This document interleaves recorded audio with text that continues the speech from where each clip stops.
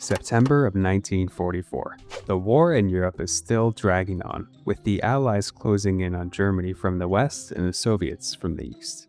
But let's change one thing. This time, Germany finishes something they've barely even started: a working atomic bomb. So, what happens if Germany gets this weapon before anyone else? Well, first, let's break down what the rules are in this imaginary scenario. Germany's nuclear program in the real war was scattered, underfunded, and years behind the Manhattan Project. But let's skip all of that and imagine that they mustered up just enough plutonium or uranium, designed a bomb, and fit it into a V-2 rocket, the same missiles that are already raining down on London. The V-2 could carry about 1 ton of payload.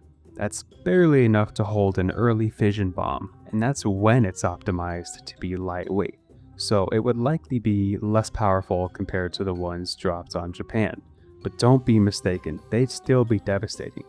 The V-2's guidance system wasn't super precise either. These rockets often missed by miles, which is terrifying when you're using conventional explosives, but with the nuke, a near miss is still catastrophic and deadly. So, what would happen first? Well, London would almost certainly be the primary target that Germany would attack. And if successful, there would be a single flash over the city with no warning, and tens of thousands would die instantly. The first deadly mushroom cloud in history wouldn't rise over Japan, it would rise over Britain. And the heart of the Allied war effort shattered. Britain might not surrender, but it's certainly on the ropes, with mass evacuations, panic, and the government in chaos. Winston Churchill would be pleading for the United States to hurry up with their own nuclear bombs. But it wouldn't just end there. Germany now has the blueprints to build an atomic bomb, and they'll certainly try to build more, especially after seeing its effectiveness, with each new weapon having the potential to outright end the war with their destruction. Do they wipe out entire naval fleets? Drop one on Moscow to slow the Red Army? Or threaten New York to force America to back off? Fortunately, building bombs isn't as easy as using them, and Germany's resources in 1944 were already collapsing. Factories were bombed, supply lines were broken, scientists were fleeing. Could they even produce more than one before the Allies responded? And remember, this imaginary scenario only grants the Germans the materials for one singular bomb, not the infrastructure to build more. Their existing production rates of weapons-grade uranium and plutonium were essentially zero. And the Allies still weren't far behind either.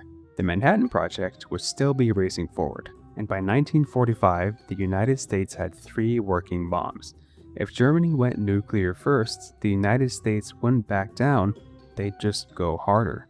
Especially since Germany didn't have any reliable methods of transporting a nuclear bomb to the mainland United States without risking detection. The V-2 rockets only had a range of about 200 miles, and the submarines that were supposed to carry them across the Atlantic never made it past experimental stages. And even if they did, the United States could just move all of its residents inward, meaning all threats that Germany would throw at the United States to force a surrender would essentially be empty-handed.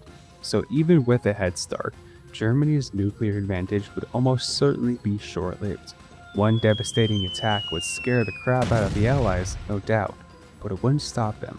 With no nuclear defenses, no multi-strike capability, and no geographic buffer, Germany would be annihilated just as badly, if not worse, than they struck.